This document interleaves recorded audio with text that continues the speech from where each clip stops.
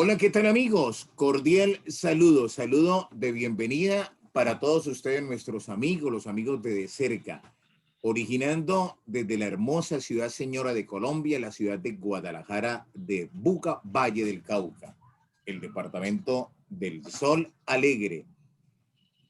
En esta oportunidad con un antropólogo, un periodista, un escritor e investigador colombiano, nada menos que Antonio Morales Ribeira.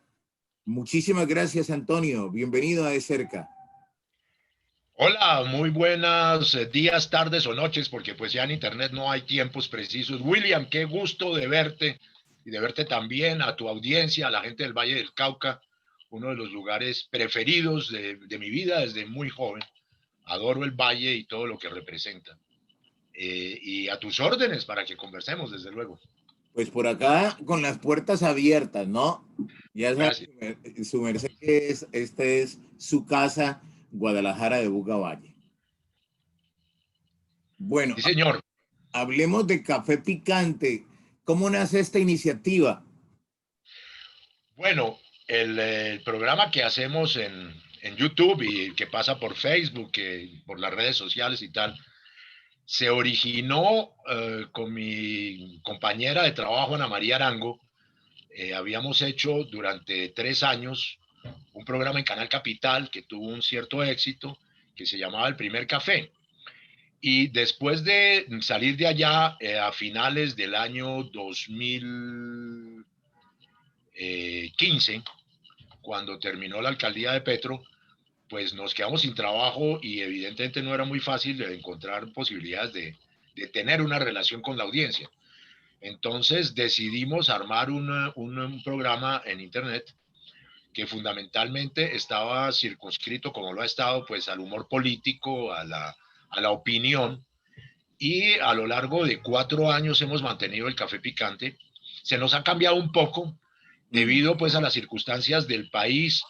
El programa que inicialmente era solo Mamadera de Gallo, pues un poco en la saga de lo que yo había hecho cuando dirigí y escribí los libretos de Cuac con Diego León Hoyos y Jaime Garzón, pero se nos ha convertido en parte en un cierto porcentaje en una cosa seria de tratar de interpretar a través de editoriales y de análisis con Ana María y con los demás compañeros, desde luego, lo que le pasa al país. Y de 2 años para acá, pues desde la retoma del poder por parte de la extrema derecha exultante, pues nos hemos visto obligados a hablar un poco más seriamente.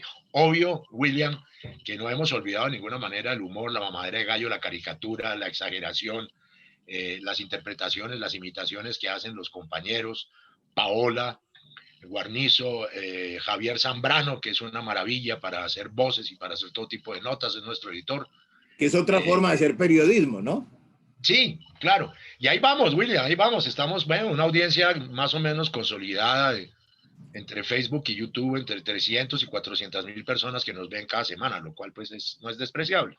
¿Cuáles fueron las motivaciones que acompañaron a Antonio Morales Ribeira para, para decidirse por café picante? Pues de todas, pues la falta de posibilidades de trabajar en los medios y además mi rechazo a esos medios. En los últimos tiempos, pues para mí cada vez ha sido más claro la hegemonía mediática antidemocrática que hay en Colombia, a pesar de que pues yo trabajé durante muchos años en esos medios. Fui director de noticieros de televisión, hice programas en Caracol, en RCN, etcétera, pero ni ellos creo que se interesen en mis servicios, ni yo en esta época de la vida y de la condición de nuestro país, de tener una relación directa con los medios hegemónicos. Entonces, pues ante diría yo, la insurgencia de las redes sociales y de Internet, pues estaban dados los escenarios para poder hacer un programa totalmente alejado de cualquier posibilidad de censura. Sin embargo, William, existen censuras en Internet, en Facebook y en YouTube, directas muchas veces, y muchas veces lo hacen a través de la monetización, es decir, le quitan a uno la poca monetización que produce en publicidad al programa por motivos que ellos inventan.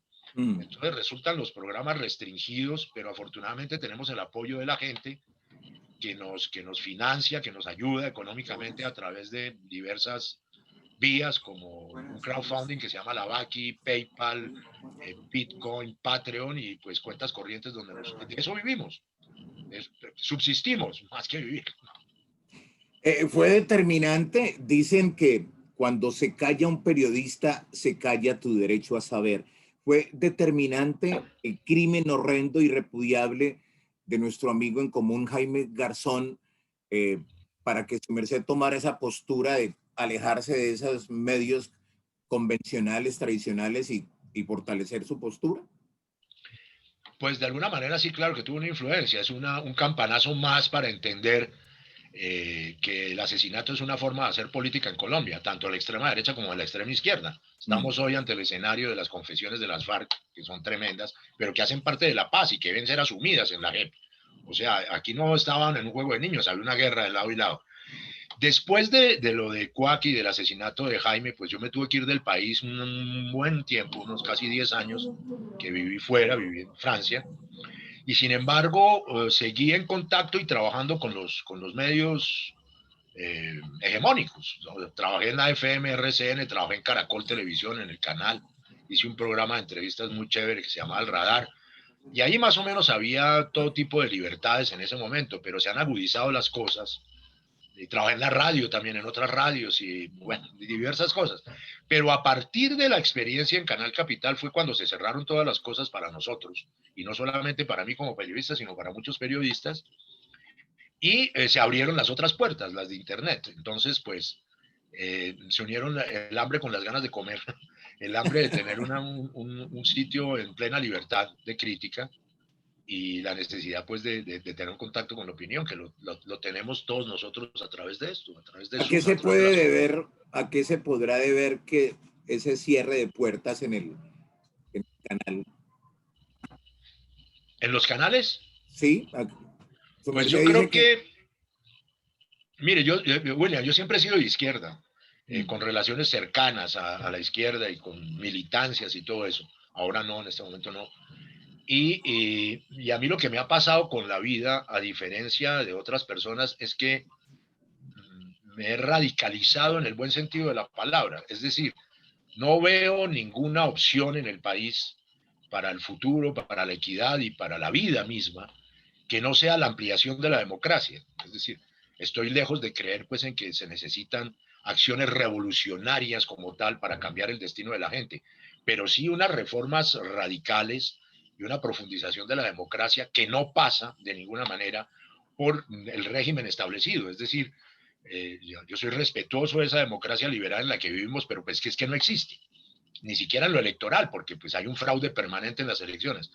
Entonces, mi radicalización ha sido en el sentido de entender que el problema de los pueblos, y que se pone en evidencia ahora con la pandemia, es el neoliberalismo, es el extractivismo, es la desigualdad y la inmenso acumulado de injusticias que hoy se reproducen de una manera loca frente a la pandemia, e implican que si tenemos un mínimo grado de conciencia y de aceptación de la necesidad de la democracia plena, directa, pues trabajemos por eso. Y en Colombia, pues eso tiene nombre. Hay sectores que creen en eso y hay otros que no. Yo me sitúo básicamente con los sectores progresistas, muchos, no con uno específicamente, porque hay muchas alternativas en Colombia en este momento, con el propósito de ampliar esa democracia. Y lo que estamos haciendo acá en las redes es una ampliación de la democracia informativa, que es así que no existe en Colombia. tenemos los periodistas una otra alternativa, otro camino, otra opción, cuando esos canales, por ejemplo, con la experiencia que te tocó vivir, se cierran, se abren otras puertas. Sí, de alguna manera el problema del trabajo independiente de los periodistas en las redes sociales y en Internet es la financiación, ¿no? Sabemos perfectamente que no podemos acceder ni a los canales ni a las ondas que están todas copadas, monopolizadas y prácticamente es así secuestradas por un sector del país, que es el sector de los empresarios y de la economía. De tal manera que sabemos que en eso no hay juego. Pero el problema sigue siendo el mismo en términos de financiación. Hay influencers, youtubers que logran de alguna manera un equilibrio, por lo menos un equilibrio para tener los recursos a través de las redes y de los apoyos y para poder subsistir. Yo pienso, William, que eso está de alguna manera creciendo. Es decir, no veo que el esfuerzo que hemos hecho, por ejemplo, en Café Picante, de mantenernos sin ganar nuestros salarios que deberíamos ganar durante tantos años, sí nos ha dado la posibilidad de estar ahí y de tener una cierta estabilidad dependiendo de la gente, solamente de la gente. Y a mí eso me parece profundamente bueno y justo. Es decir, no tenemos publicidad, ni mucho menos. Al principio teníamos pequeñas publicidades de librerías, restaurantes, amigos que nos daban un videito y que los pasábamos al aire. Pero el reto es la sostenibilidad. Yo pienso que si se ampliara la democracia, algunas, por ejemplo, la pauta del Estado, William, que es enorme, estamos hablando casi que de billones de pesos, está toda entregada a los medios hegemónicos, a los grandes, pues. Esa torta publicitaria, Antonio, está repartida en unos poquitos, ¿no? Solo en unos poquitos. Exactamente. Entonces, una cosa que uno podría pretender es que muchas veces acá en Internet tenemos mucha más audiencia que lo que tienen los canales o los medios hegemónicos, inclusive los escritos que hacen páginas web. Yo veo que hay gente independiente que puede llegar tranquilamente a 1 millón de vistas de un totazo. Como le digo, pues nosotros tenemos 400.000, que no será mucho, pero algo es. De Muy tal manera que significante. uno debería, en una democratización de la pauta, no la privada, porque eso le ponen la plata para ellos mismos, porque son igual Caracoles, Santo Domingo y RCN Sardina Lure, pero sí la pauta del Estado debería estar medida y entregada por audiencia, no por conveniencia. Es decir, si el señor tal tiene una audiencia de 1 millón de personas, que es un rating alto en televisión, semanales o permanentes, pues merecería que el Estado le pusiera pauta de las entidades del Estado, que tiene un montón de dinero entregado pues a la hegemonía para reciclarse ahí. Eso, por ejemplo, sería una posibilidad. Pero para que eso ocurra, tenemos que tener un Congreso democrático y una presidencia democrática, es decir, acceder al poder. Pues sí, en esas estamos. ¿De qué debe armarse un periodista para poder ser periodista en Colombia? Pues yo creo que el ejercicio del periodismo fundamentalmente está atravesado por la libertad o por la no libertad. Buena parte de los periodistas en Colombia son depositarios y actores de lo que les dicen los medios de comunicación que deben hacer. Desde el director hasta el último reportero están condicionados por una ideología que al mismo tiempo emana de sectores políticos, como el caso de la ultraderecha y del uribismo. Me parece que una manera de hacer periodismo totalmente ligados a esas facciones políticas, pues es completamente antidemocrática. Lo estamos viendo en la acumulación de poderes de la extrema derecha, por ejemplo, en una revista como Semana, que pues no era el paradigma de las libertades, porque ellos también manipulaban e incidían sobre la opinión, pero por lo menos mantenían una cierta neutralidad y objetividad que hoy está totalmente perdida. Semana es una revista uribista, punto, ¿no? Ahora la señora Vicky Dávila acaba de asumir toda la dirección de la página web. Eso implica que Semana no se vende, la revista físicamente eso ya no se vende. Entonces, pues si hay condicionamientos, y RCN Televisión es uribista, Caracol a medias, de tal manera que el único ejercicio del periodismo hoy es la independencia dentro de las posibilidades alternativas y sobre todo la crítica, y no estoy diciendo que sea solamente la crítica contra la extrema derecha, igual hay que observar todo y tener una posición libre sobre las cosas y no confundir noticia con opinión, que es lo que hacen ellos.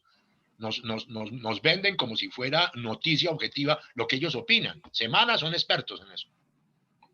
¿Cuándo pierde el norte un medio de comunicación o un periodista? ¿Cuándo pierde ese rumbo? Hombre, lo puede perder desde el principio o lo puede perder en el camino. Yo tengo la experiencia, pues, como de haber trabajado en medios nacionales importantísimos, Caracol, RCN, Semana misma, de haber dirigido otros noticieros de televisión que en una época en que pues no estaba acumulado el poder en canales privados, y generalmente los periodistas llegan de alguna manera limpios, sanos e ingenuos a las redacciones y poco a poco se meten en la dinámica del poder y terminan aceptando los condicionamientos antidemocráticos en la información. La mayoría, tristemente. Algunos no. Algunos persisten y terminan ¿dónde? Hoy por hoy terminan en las redes, ¿no? Y ejemplos hay cantidades, ¿no es cierto? desde grandes ejemplos como Daniel Samper y Daniel Coronel y Daniel Samper Pisano, que se salen de semana y de sus nichos tradicionales y montan un tolda aparte, ¿no es cierto? Y tantos otros youtubers e influencers que llaman ahora. De tal manera que la gente, por decirlo con una palabra un poco fuerte, es prostituida en los medios. Y la academia, las facultades de comunicación, pues tampoco ayudan, porque ahí no hay ningún elemento crítico ni de observación crítica de la realidad colombiana, sino fundamentalmente una reproducción del régimen. Empezando, William, porque en las facultades de comunicación no hay muy pocos asomos de humanismo, en el sentido de entender que las ciencias humanas, la sociología, la antropología, la filosofía, la psicología, la economía misma, hacen parte de la formación que debe tener un periodista. Allá los forman en cosas más o menos técnicas. Hay algunas universidades muy respetables, pues yo rescato las universidades públicas, la del Valle, la de Antioquia. Me parece interesante la Facultad de Comunicación de la Universidad Javeriana, algunas cosas también buenas en la Tadeo, etcétera, en los Andes, pero en la dinámica general, la gente o llega prostituida de la academia o la prostituyen en los medios. Es decir, la prostituyen en el sentido literal, le pagan por prestarle un servicio a la hegemonía. ¿Qué significa hacer periodismo en Colombia para Antonio Morales Ribeira? Pues hacer periodismo en Colombia es una lucha de desgaste y hoy por hoy es casi como una lucha de un gato patas arriba, que se defiende de una cantidad de monstruos y de instancias que pasan desde la mala influencia del problema económico hasta las amenazas. Por ejemplo, hoy por hoy a quienes trabajamos en YouTube y en Facebook y etcétera, hay una especie de derecho que ha asumido la extrema derecha, es que lo pueden amenazar uno de muerte 10 veces al día y no pasa nada. La fiscalía no hace nada. La unidad de protección tampoco. La FLIP ahí más o menos, ¿cierto? De tal manera que se ha convertido como una especie de dinámica perversa la amenaza no cumplida quizás, pero la amenaza que pretende. Como dijo el señor, o hacen silencio o los callamos. Es decir, es Increíble. la dinámica del miedo, ¿no? Nos están metiendo miedo, están matando líderes sociales, hay masacres todos los días. El ejército dispara a la cabeza a una señora que va en un carro. La policía tortura hasta matar a patadas a un señor. Es decir, estamos fundamentalmente peleando como gatos patas arriba contra una dictadura que ha acumulado todos los poderes, que tiene la Procuraduría, que tiene la Defensoría, que tiene la Contraloría, que ahora la Fiscalía también, y que está acumulando todos los poderes, que pretende destruir las Cortes, la Corte Suprema y la Corte Constitucional. Es decir, estamos frente a un rabalazo de absolutismo frente al cual hay que resistir simplemente, y lo estamos haciendo y lo vamos a lograr. Es decir, esa democracia liberal manchesteriana colombiana hay que defenderla, así no creamos en ella, porque nos permite los elementos de contradicción suficiente para tener una alternativa en el futuro. Y para la suma o a lo sumo, agregándole algo a su respuesta, Antonio, es que al contrario, sí opera todo, ¿no? Vaya que uno publique o denuncie, ahí sí se vienen, como su merced lo indica, las denuncias por calumnia, por injuria, el acoso judicial, al que también está sometido el periodista cuando se atreve a publicar lo que el poder quiere que se calle, ¿no? Claro, ahí pues está el recurso de las leyes para tutelar, etcétera, etcétera, pero poco más o menos la justicia falla en derecho. Es decir, yo he visto que las peticiones de rectificación son eficaces de un lado y del otro. Es decir, se rectifican los de derecha como rectifican de la izquierda cuando cometen calumnias e injurias. Pero como te decía William, hay un panorama gigantesco de las bodeguitas y etcétera, desde donde te atacan, te amenazan o te insultan. Fundamentalmente el uribismo no tiene argumentos, lo que hace es mandar a la gente a decirle a uno terrorista, perdóneme la palabra, hijo de puta, te vamos a matar, y nada más. Pero de A, todas a- maneras, a propósito, nos hemos dado cuenta que Antonio Morales Ribeira ha recibido en las últimas semanas, en los últimos días, una serie de matoneo, de bullying, de ataques, de amenazas. porque como quiera que sea, son amenazas, intimidaciones a su buen ejercicio periodístico. ¿De dónde vendrán esas amenazas y por qué esas amenazas? Bueno, yo creo que puede tener varios orígenes. Por un lado, un origen, llamémoslo espontáneo, de una gente de extrema derecha que considera que tiene el derecho, porque los han acostumbrado a eso, a creer que el delito es un derecho, de injuriar y de calumniar y de amenazar. Son tres delitos ahí en uno solo. Lo hacen espontáneamente y no tienen ningún argumento. Por el otro lado, hay coordinaciones, pareciera, de muchos troles y personas que trabajan o que les pagan o no les pagan, no lo sé, para presionar, para meter miedo, para amenazar, para controvertir con el insulto. Eso pues me parece claro, ¿no es cierto? Y en cuanto a lo que tú me comentas, hay otra cosa grave y es que, por ejemplo, en mi caso, sin ocultarse ni nada, de frente, como si eso fuera normal y como si no fuera un delito, hay personas vinculadas a las fuerzas militares. En mi caso, vi un soldado profesional que dice que me va a matar y un suboficial del ejército, aparentemente recientemente retirado, que dice que me tiene que cortar por la raíz. Es una amenaza de muerte. Es decir, y lo grave de esto no son esas personas que fundamentalmente son ignorantes, violentos, extremoderechistas e influenciados por el paramilitarismo, sino la ideología que hay por encima. Es decir, una ideología en la cual se considera que en las redes cometer un delito está bien.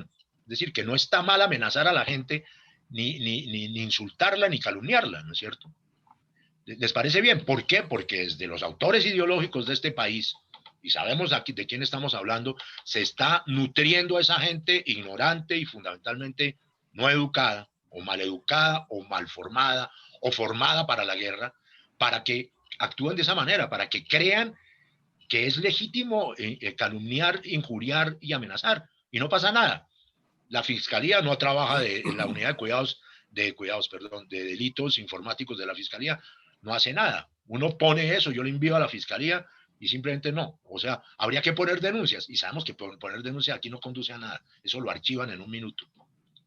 Nadie más odiado que el que dice la verdad, Antonio Morales. Nadie más odiado que el que dice la verdad, como lo dijo Platón. Pero, ¿cuáles han sido esas denuncias específicas que su merced ha presentado a través de Café Picante, a través de sus opiniones editoriales, para que hayan producido tanto malestar en algún sector que se atrevan a amenazarlo? Sí, más que denuncias son opiniones, como tú dices, William, son editoriales, es decir, es el sagrado derecho a opinar y yo fundamentalmente opino sin insultar y sin calumniar, ¿no? Hay dos cosas recientes que vale la pena traerlas a colación. No les gustó un editorial mío que tuvo cientos de miles de vistas en el cual yo hacía un parangón y un paralelo entre lo que fue el fascismo italiano y europeo del siglo XX y lo que está Genial. ocurriendo hoy en Colombia. Es decir, advirtiendo que estábamos en un proceso de fascistización y de dictadura. Y otra cosa que les parece inconveniente es que en mi último editorial lo que hice fue decir que Duque es el presidente cangrejo, es decir, que nos lleva hacia atrás, en un sentido metafórico, y recreé un poco lo que va del siglo XXI, del XX, del XIX, hasta llegar a la colonia, donde nos quieren llevar estas personas de extrema derecha. Jamás insulté, jamás dije nada aberrante ni ninguna grosería. Simplemente un análisis diciendo que la historia colombiana no solo la quieren repetir, sino que nos la quieren meter hasta el origen de la nacionalidad. Y al final, que tampoco les gustó, y entonces me amenazan y me insultan, lo que dije simplemente es que de tanto llevarnos hacia el pasado con este gobierno extremista, nos van a poner en el futuro. ¿Por qué? Porque cuando los españoles llegaron acá, y estos son los sucesores de los españoles, aquí había un régimen más o menos socialista, que era el régimen de no propiedad privada y de amor colectivo por la creación y por la economía de los indígenas. El domingo próximo viene la minga. Ya el señor Uribe dijo que había que ser autoritario contra la minga. ¿Qué significa ser autoritario? Ya lo sabemos. La Ya lo sabemos lo represión. que van a hacer. Van a reprimir a la minga, que es un derecho pues de los pueblos. Como se encuentra actualmente el país, la situación por la que está atravesando Colombia, ¿se le puede dar la razón hoy, en el 2020, a su gran amigo, al recordado Jaime Garzón? Pues con Jaime no es que fuéramos premonitorios en lo que yo escribía y él ponía en escena en Cuac, Ustedes atinaron a todo. pero porque es que no era tan difícil, William. Es decir, si uno tenía un pensamiento un poquito filigranado, se sabía más o menos lo que estaba esperándole al país. En ese momento, yo lo decía a través de Jaime, y hay pues personajes que lo dijeron, como el Godofredo y otros, que la extrema derecha colombiana, estamos hablando de 1998, pongámosle, necesitaba un experimento de empoderamiento fuerte, es decir, los godos de antes, pero reciclados, frente no solamente a la guerrilla, sino a las posibilidades de cambio en Colombia. Y lo hicieron. El personaje que estaba ahí sobre el tapete como gobernador de Antioquia y que se veía venir era Uribe, pues ya era entendible que la carta que se iba a jugar la extrema derecha y los gringos, desde luego, era Uribe como consolidador de un proyecto no de derecha, como los que había habido en Colombia recientemente, algunos muy extremos, sino de frente de extrema derecha, con relaciones con grupos irregulares de extrema derecha también. Eso era, perdón, eso era visible desde entonces, William, desde el año 97. Ese monstruo se estaba formando, se estaba gestando. Y así como advertimos esas cosas, pues otras muchas también las advertimos, ¿no es cierto? Y que iba a haber puesto unos procesos de paz que iban a culminar, pero pues que no iba a ser fácil. Basta leer un poco el pasado para entender el presente y el futuro. A usted le mataron una de las grandes creaciones que le ha presentado Colombia, como fue Jaime Garzón, como fue Emerson de Francisco, como fue el mismo Cuac, como fue toda esta forma de hacer periodismo, gorilismo, de hacer un periodismo con humor, diciendo con risas seriamente lo que le acontecía al país. ¿No teme usted por su vida, Antonio? Usted que ha sido el creador de todas estas iniciativas de hacer periodismo como tiene que ser. Pues yo temor sí no tengo, o sea, no tengo temor ni miedo, pues advierto que hay gente que no le gusta y que hay no solamente desde el punto de vista de las amenazas, sino sobre la construcción de otro tipo de conspiraciones y de cosas, efectos que lo pueden golpear a uno, pero pues es que tener miedo es como darle la razón, es decir, o sea, yo no puedo cambiar lo que digo en el café picante porque me amenacen, sería un acto de deshonestidad para empezar conmigo mismo y con mis compañeros con quienes trabajo. Miedo no, o sea, más bien lo que tengo es como una especie de optimismo de que haya un valor de recambio muy grande en Colombia que yo creo que se está dando y que se está gestando y que empiece esto como a desarrollarse de una manera distinta a partir del 2022. Y se lo digo no solamente por la crisis tremenda en que ha metido al país en la extrema derecha a través de Iván Duque, sino por las lecturas fáciles y simples, pero no simplistas, de lo que pasó en el 2018. Es decir, hubo un cambio electoral a pesar de una registraduría y un Consejo Nacional Electoral que son espurios y que tronchan, y a pesar de los partidos políticos y la ñeñe política y toda la porquería que sabemos, hubo una expresión distinta en lo local y en lo regional. Ahora habría que ver qué pasa en lo nacional en el 2022 con la elección de un nuevo Congreso y un nuevo presidente de la República. ¿Y qué pasa con el desarrollo de lo que viene acá, de las luchas populares, en momentos en que más que nunca es necesaria pues la unidad? Ahí pasa el gran interrogante, es cómo las fuerzas de centroizquierda y de izquierda y alternativas y democráticas y libertarias se van a unir o no. Si las veleidades y las vanidades van a preservar el canibalismo de siempre o si van a tener la grandeza histórica de darse cuenta que Colombia no soporta más años de extrema derecha ni de fascismo. Y ya terminando este espacio, Antonio, agradeciendo encarecidamente esa disponibilidad y esa deferencia que ha tenido para con nosotros en De Cerca, ¿cómo recuerda a Jaime Garzón? Y si usted tuviera la oportunidad de encontrarse con él en estos momentos, ¿qué le diría? Complicado, complicado avanzar en eso. Pues recuerdo a Jaime de dos maneras, ¿no es cierto? De la manera personal, como un amigo asesinado, con el que compartí 3 años de la vida día a día. O sea, bueno, de lunes a viernes, porque sábado y domingo, a veces nos veíamos también. De Sí, tal manera que pues lo recuerdo como un amigo y con una persona con la que compartí no solamente el análisis y la crítica política, sino también pues la vida cotidiana, ¿no es cierto? Y con la gigantesca diversión que producía y la risotada permanente que nos causaba Jaime. Y también lo recuerdo pues como el personaje que fue en vida y más aún con el personaje en el cual se convirtió ya muerto. Es decir, de alguna manera lo he dicho varias veces, Jaime está vivo no solamente a través de la memoria de quienes lo recuerdan, sino a través de Internet. Es decir, lo poco que se salva de imágenes, porque muchas se perdieron, de Quack y etcétera, un reciclaje que hace que Jaime esté vivo y que la gente lo interprete y que lo sienta como un referente y un faro político en estos momentos, lo cual es totalmente satisfactorio, ¿no es cierto? Sabiendo pues que yo era el que le escribía las cosas. Eso todavía me produce más satisfacción. De claro. tal modo que lo recuerdo también como una cosa terrible que yo he mencionado, y es que en las cortes, en la historia de la humanidad, lo único verdaderamente sagrado es el bufón. El bufón no lo matan porque es la válvula de escape de la propia corte, donde se pueden hacer las críticas para preservar el poder de la corte. Aquí la corte es o fue o es tan estúpida y tan fascista que es capaz de matar al bufón. Terrible. Mm. Si te lo encontraras en estos momentos, ¿qué le dirías a Jaime? Pues le diría, Jaime, listo, venga, nos inventamos ya otro programa y lo hacemos. Y estoy seguro que lo haríamos. Si la vida nos lo hubiera permitido, no solamente habríamos hecho Cuac y Lechuza, que hicimos después, donde nació Heriberto de la Calle, sino que seguramente estaríamos trabajando. Yo le diría, hermano, trabajemos, riámonos. Volvamos a trabajar, ¿no? Claro, claro.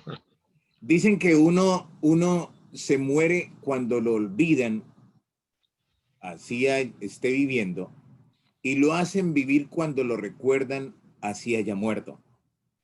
Esa es la frase que de pronto Antonio Morales Ribeira nos deja impresa en esta mañana. Uno se muere cuando lo olvidan, así está viviendo, y lo recuerdan y lo reviven cuando lo recuerdan, así haya muerto. Eso ha pasado con Jaime. El mensaje para esta generación de periodistas, para la opinión pública, para la ciudadanía por parte de Antonio Morales.